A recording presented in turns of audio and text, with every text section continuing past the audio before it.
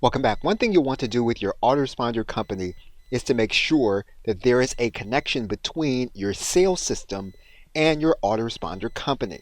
You are now looking at thrivecart.com, and we're looking at Thrivecart because it is a shopping cart that operates in the cloud. One thing that may impact which shopping cart you use, as well as which autoresponder company you use, is whether there is a connection with the sales system and the autoresponder company.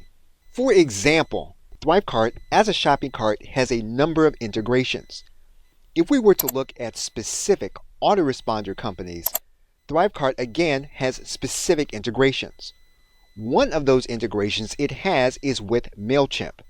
That means then that when we have a sale, we can capture that individual's information into our existing autoresponder company.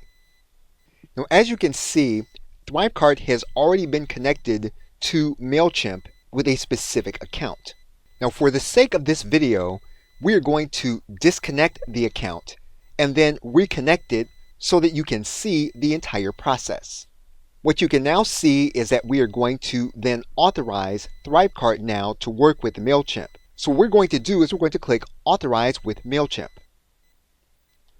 When we click the Authorize button, we're then sent to MailChimp in order to log in order to make the authorization. We will now need to give permission to MailChimp to connect to our shopping cart. We're going to click Allow. What you'll notice now is that inside of our shopping cart, we are now connected to our autoresponder company.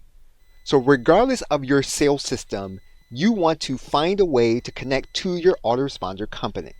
What this now means is that when we set up a product to sell in our shopping cart, we can now make sure that the individual who makes the purchase has their contact details automatically added to our autoresponder list. Because of the connection we made, the shopping cart can see inside of our autoresponder company, we can now choose the specific list where we want the contact details of the purchaser added. Okay, so with that, thanks, and I will see you in another video.